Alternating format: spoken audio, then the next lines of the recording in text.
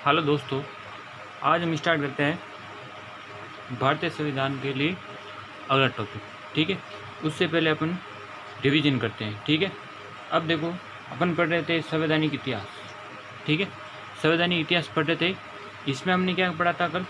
1773 का regulatory act. सबसे पहले 1773 का रेगुलेटरी एक्ट। ठीक है, ये सारणी इस प्रकार आपको पढ़ना है। ठीक है, 1773 का रेगुलेटरी एक्ट, 1858 का भारत शासन अधिनियम, 1909 का माल्य मिंटो, 1919 का मार्टिन चेम्सफोर्ड, 1935 के पहले की महत्वपूर्ण घटनाएं जो भारतीय संविधान या राजनीति से संबंधित है, 1935 का भारत शासन अधिनियम और 1947 का भारत स्वतंत्रता अधिनियम। ठीक है, ये आपके 7 टॉपिक है जो संवैधानिक इतिहास के बारे में जानकारी देते हैं। ठीक है, 1773 का रेगुलेटरी एक्ट। ठीक, इसके तहत हमने तीन बातें पढ़ी थी। 3 बातें अपन एक बार रिवीजन करते थे, फिर अपन टॉपिक पर आते हैं। तो 3 बातें कौन कौन सी थी? यह अंग्रेजों द्वारा बनाया गया भारतीय के लिए पहला कानून, पहली बात है। दूसरी कानून क्या है? इसके तहत बंगाल में गवर्नर जनरल नियुक्त किया गया। ठीक है, Warren Hasting first governor general of Bengal. Next, इसके तहत कलकत्ता में उच्चतम न्यायालय किसकी स्थापना की? उच्चतम न्यायालय की स्थापना की गई, जिसके प्रथम मुख्य न्यायाधीश कौन थे? Lord Elijah Impey. Lord Elijah Impey थे प्रथम मुख्य न्यायाधीश। और 3 सदस्य कौन थे? SCL, इसको ध्यान रखना। SCL, H का मतलब हाइड, C का मतलब चैम्बर्स और L का मतलब लिमेस्टर। ठीक है, तो ये 1773 का रेगुलेटरी एक्ट का बारे में। नेक्स्ट 1858, इसके बारे में भी 3 बातें। पहली बात क्या है? जो आपके शासन व्यवस्था थी, यानी ईस्ट इंडिया द्वारा कंपनी का जो भारत से शासन है वो किसके अंदर दे दिया गया? ब्रिटिश संसद के अंदर चला गया, महाराजा ने अपने हाथ में ले लिया। नेक्स्ट दूसरी बात है, इसके अंतर्गत गवर्नर जनरल का पद बदल कर क्या कर दिया गया? वाइसराय कर दिया गया। ठीक है, तो फर्स्ट वाइसराय ऑफ भारत। ठीक है, इन प्रथम वाइसराय ऑफ इंडिया कौन था? Lord Canning. ठीक है, और तीसरा था, इसके अंतर्गत एक नए पद का सृजन किया गया, उसका नाम था भारत सचिव या भारत मंत्री, जो क्या करता था? जो लंदन में बैठकर भारत में होने वाली जानकारी या घटनाओं की देखरेख करने का कार्य करता था। तो ये दूसरा। तीसरा है 1909 का माल्य मिंटो अधिनियम। माल्य मिंटो अधिनियम, जिसमें देखो माल्य क्या था? सचिव, और मिंटो क्या था? वाइसराय। ये ध्यान रखना। इसके तहत सांप्रदायिक निर्वाचन प्रणाली, सबसे पहले सांप्रदायिक निर्वाचन प्रणाली का स्थापित की गई। किसके लिए? मुसलमानों के लिए। ये ध्यान रखना। ठीक है, इसलिए सांप्रदायिक निर्वाचन प्रणाली का जनक किसे कहा जाता है? लॉर्ड मिंटो को। ठीक है, ये मिंटो सेकंड है, इसका ध्यान रखना। नेक्स्ट 1919 का मॉन्टेग्यू चेम्सफोर्ड अधिनियम। मॉन्टेग्यू चेम्सफोर्ड, इसमें 7 बातें हैं। पहली बात, मॉन्टेग्यू कौन है? भारत सचिव। और चेम्सफोर्ड कौन है? वाइसराय। ये वाइसराय है और ये भारत सचिव है। दूसरा है, इसके तहत उत्तरदायी शासन शब्द का उल्लेख किया गया है। ठीक है, इसमें एक प्रस्तावना शामिल थी जिसमें उत्तरदायी शासन शब्द का उल्लेख किया गया है। ठीक है, तीसरा, इसके तहत CPSC। ठीक है, CPSC मतलब सेंट्रल पब्लिक सर्विस कमीशन की स्थापना का प्रावधान किया गया, जिसके तहत ली आयोग की सिफारिश पर 1926 में CPSC की स्थापना की गई। इसका ध्यान रखना। नेक्स्ट, तीसरा 3 हो गए। चौथा है, केंद्र और राज्य के बीच कार्यों का बंटवारा किया गया, जिससे क्या कहा गया है? द्वैध शासन या डायरकी। नेक्स्ट पॉइंट है, सांप्रदायिक निर्वाचन प्रणाली का इसमें विस्तार किया गया। ठीक है, सांप्रदायिक निर्वाचन प्रणाली का विस्तार किया गया भारतीय ईसाई के लिए, यूरोपियंस के लिए, आंग्ल भारतीय के लिए और सिखों के लिए। ठीक है, पहले मुसलमानों के लिए और फिर ये 4 हो गया, यानी कुल 5 के लिए हो गया। इसके तहत नरेंद्र मंडल की स्थापना, यानी राजा महाराजाओं की समस्या पर विचार विमर्श करने के लिए नरेंद्र मंडल की स्थापना का प्रावधान किया गया। और लास्ट पॉइंट था इसमें, 10 वर्षों के बाद इस अधिनियम, किस अधिनियम? 1919 के मॉन्टेग्यू चेम्सफोर्ड अधिनियम की क्या की जाएगी? समीक्षा की जाएगी। तो ये था थोड़ा बहुत रिविजन क्या कराया गया। अब अपन पढ़ेंगे 1935 के पहले की महत्वपूर्ण घटनाएं जो राजनीति से संबंधित है, उसको अपन पढ़ेंगे। ये इस प्रकार आप ढांचा पढ़ लो ताकि आपको क्या आसानी से याद हो जाए। ठीक है, नेक्स्ट है 1935 के अधिनियम से पहले की महत्वपूर्ण घटनाएं। ठीक है, अब देखो हमने पढ़ा था कि 1919 में जो अधिनियम था मॉन्टेग्यू चेम्सफोर्ड अधिनियम, इसका लास्ट पॉइंट था कि 10 वर्षों के बाद इसकी समीक्षा की जाए, यानी 10 वर्षों के बाद इसकी जो जांच परख की जाएगी। ठीक है, परंतु क्या हो गई, इससे 10 वर्ष से 2 वर्ष पहले, यानी 1929 से 2 वर्ष पहले 1927 में अंग्रेज द्वारा एक साइमन कमीशन, ठीक है, क्या नाम था, साइमन कमीशन।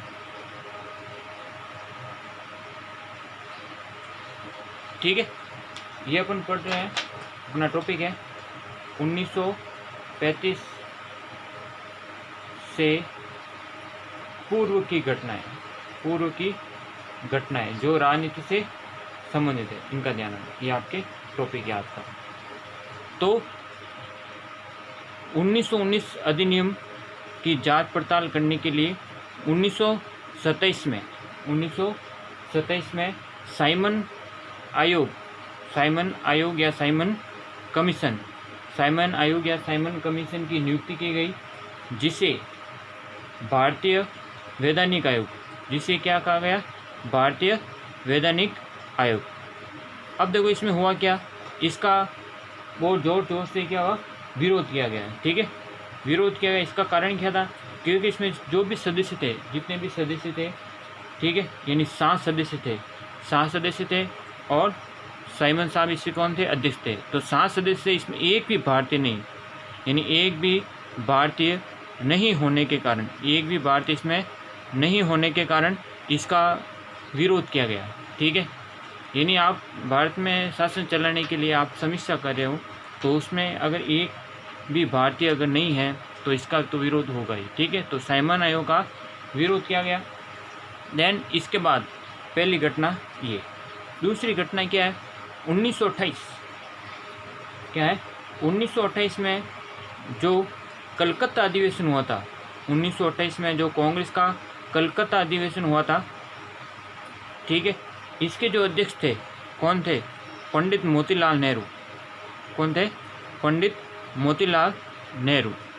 ठीक है, अब ये मोतीलाल नेहरू कौन थे, मोतीलाल नेहरू पंडित जवाहरलाल नेहरू के पिताजी थे। ठीक है, तो मोतीलाल नेहरू ने एक नेहरू रिपोर्ट, ठीक है, नेहरू रिपोर्ट तैयार की थी। 1928 में कलकत्ता अधिवेशन के अध्यक्ष मोतीलाल नेहरू द्वारा एक नेहरू रिपोर्ट प्रस्तुत की गई। इसमें नेहरू रिपोर्ट में क्या था, नेहरू रिपोर्ट में अधिराज्य की मांग की गई, अधिराज्य को कहते हैं डोमिनियन स्टेट। क्या कहते हैं, डोमिनियन स्टेट।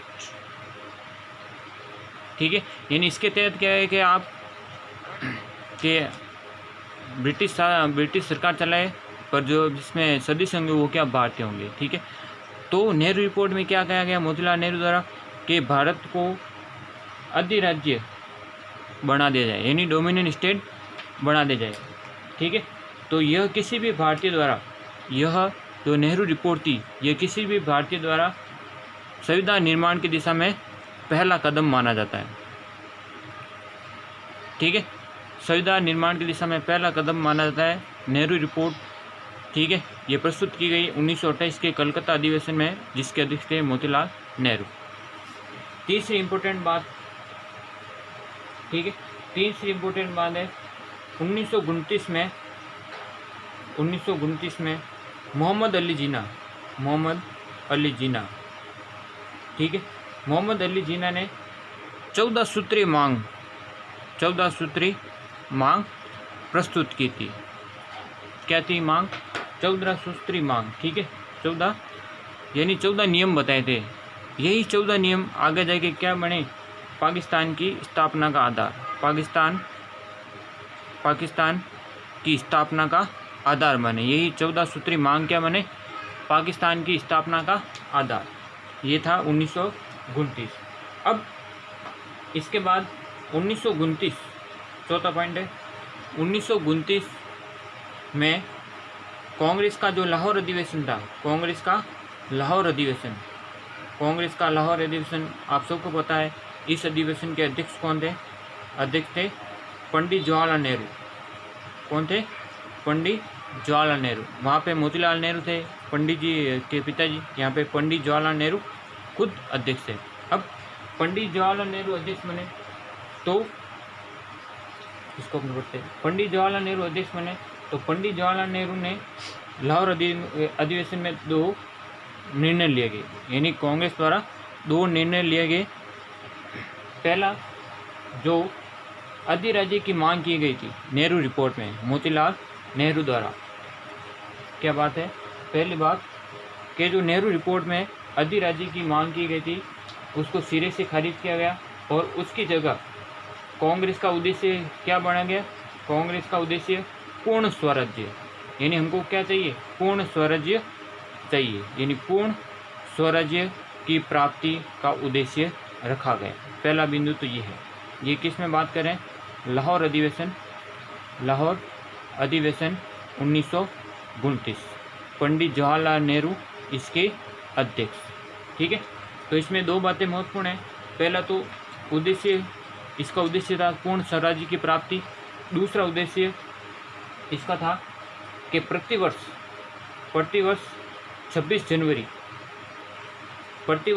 26 जनवरी को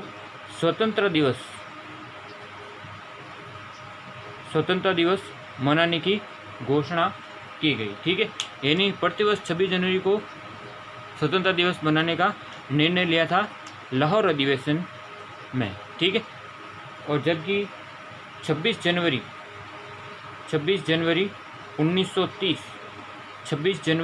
1930 को पहली बार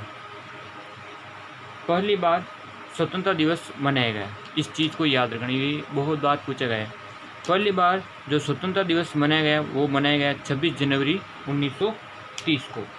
ये अपने पास क्या है? 1930 की घटना है। अब 1930 के बाद 1930, 1931, 1932। ठीक है, ये तीनों क्या है? तीनों वर्ष किस रूप में जाने जाते हैं? ये गोलमेज सम्मेलन के रूप में माने जाते हैं। देखो, गोलमेज सम्मेलन हुआ तो एक ही है, परंतु असफलता के कारण इसको 3 बार आयोजन किया। इसलिए कहा जाता है कि गोलमेज सम्मेलन कितने हुए? 3 हुए, पर गोलमेज सम्मेलन हमेशा एक हुए। इसका बात का ध्यान रखना। 3 वर्ष बार आयोजित किया। पहली बार 1930 में, दूसरी बार 1931 में और तीसरी बार 1932 में। इसका एक बिंदु है कि 1931 में जो दूसरा गोलमेज सम्मेलन था, इसमें महात्मा गांधी ने कांग्रेस की ओर से भाग लिया था। ठीक है, और 1931 में गांधी जी ने भाग क्यों लिया? ठीक है, गांधी जी ने भाग लिया क्योंकि जो मार्च 1931 में गांधी इरविन समझौता हुआ था। ठीक है, गांधी इरविन समझौता हुआ था। इसके तहत क्या किया गया? इसके तहत जितने भी राजनीतिक बंदी, यानी जितने भी राजनीतिक बंदी थे, जो भी राजनेता कैद में थे, उन सबको क्या कर दिया था? रिहा कर दिया था। उन सबको क्या कर दिया था? रिहा कर दिया था। इसके बाद महात्मा गांधी ने 1931 के गोलमेज सम्मेलन में भाग लिया था। ठीक है, दूसरे और एकमात्र गोलमेज सम्मेलन में महात्मा गांधी ने भाग लिया था। अब द्वितीय गोलमेज सम्मेलन में भाग तो ले लिया, परंतु गांधी जी और भीमराव अम्बेडकर के मध्य सांप्रदायिक निर्वाचन प्रणाली के विषय में मतभेद होने के कारण कांग्रेस ने उसका बहिष्कार किया, या कह सकते हैं वो गोलमेज सम्मेलन यानी सेकंड गोलमेज सम्मेलन क्या रहा? असफल रहा। ठीक है, तो सेकंड गोलमेज सम्मेलन हो गया असफल। अब इसमें ध्यान रखना 1931 की एक महत्वपूर्ण बात, 1931 के बारे में पढ़ रहे हैं। द्वितीय गोलमेज सम्मेलन असफल हो गया। 1931 का जो कराची अधिवेशन, 1931 का जो कराची अधिवेशन, ठीक है, 1931 का कराची अधिवेशन, इसके जो अध्यक्ष थे सरदार वल्लभ भाई पटेल। कौन थे? सरदार वल्लभ भाई पटेल साहब।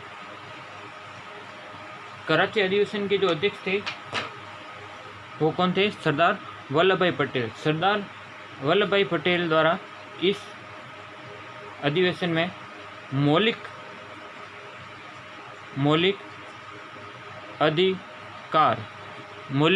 अधिकारों के संदर्भ में एक मांग प्रस्तुत की गई। ठीक है, ये भी सवाल बहुत बार पूछा गया है। 1931 के कराची अधिवेशन में मौलिक अधिकारों की मांग प्रस्तुत की गई किसके द्वारा? अध्यक्ष सरदार वल्लभ भाई पटेल द्वारा। अब ये तो 1931 के बाद, अब इसके बाद की घटना है मैं एकदम सीरियल में बता रहा हूँ। 1929, 1930, फिर 1931। ठीक है, द्वितीय गोलमेज सम्मेलन हुए। ठीक है, और अधिवेशन भी हो गया। अब इसके बाद की बात है 16 अगस्त 1932। 31 के बाद 32। 16 अगस्त 1932 रैमजे मैकडोनाल्ड,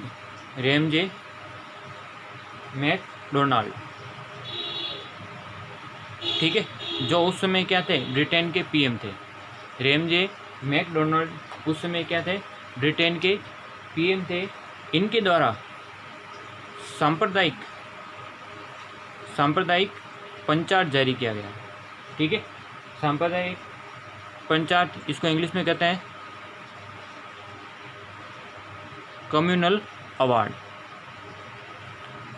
16 अगस्त 1932 को रैमजे मैकडोनाल्ड द्वारा सांप्रदायिक पंचाट कम्युनल अवार्ड जारी किया गया। इसके तहत क्या गया? इसके तहत सांप्रदायिक निर्वाचन प्रणाली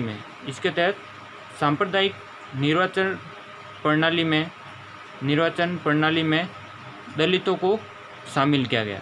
सांप्रदायिक निर्वाचन प्रणाली में दलितों को शामिल करने की घोषणा की गई कि भाई जो सांप्रदायिक निर्वाचन प्रणाली है, ठीक है, जो पहले मुसलमानों के लिए थी, भारतीय ईसाइयों के लिए थी, सिखों के लिए थी, यूरोपियन के लिए थी, आंग्ल भारतीय के लिए थी और सिखों के लिए थी, तो उसमें दलितों को भी शामिल किया जाए।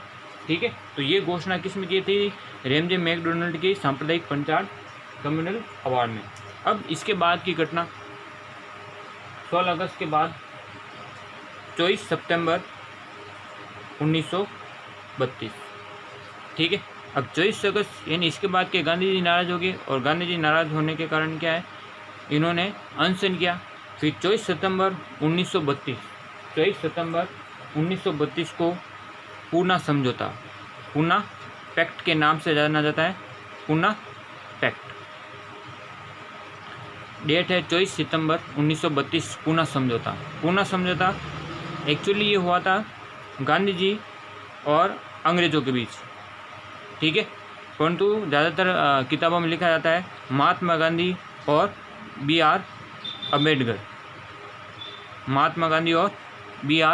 डॉक्टर भीमराव अम्बेडकर के मध्य हुआ था। और इसकी जो मध्यस्थता की थी, ये भी बहुत बार सवाल पूछे गए, इसकी जो मध्यस्थता की थी वो की थी डॉक्टर राजेंद्र प्रसाद ने की थी। ये ध्यान रखना। यानी पूना समझौता हुआ था 24 सितंबर 1932। ये होता महात्मा गांधी और BR अम्बेडकर के मध्य। इसमें डॉक्टर राजेंद्र प्रसाद ने मध्यस्थता की थी।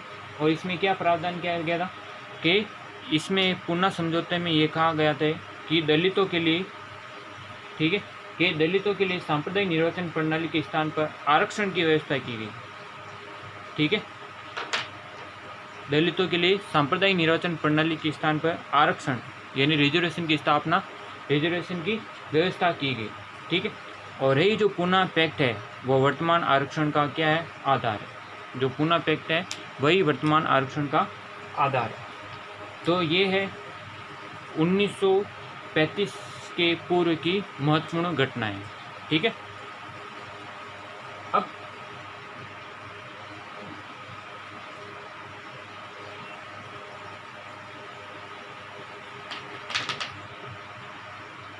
अब इसके बाद में अपन क्या करेंगे? नेक्स्ट क्लास में पढ़ते हैं। ठीक है, अगर वीडियो अच्छा लगे तो इसको लाइक कीजिए और शेयर कीजिए।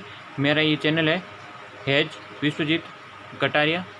ठीक है, नेक्स्ट क्लास में पढ़ेंगे 1935 अधिनियम की विशेषता, 1935 अधिनियम के बारे में। ठीक है, तो आज के लिए धन्यवाद।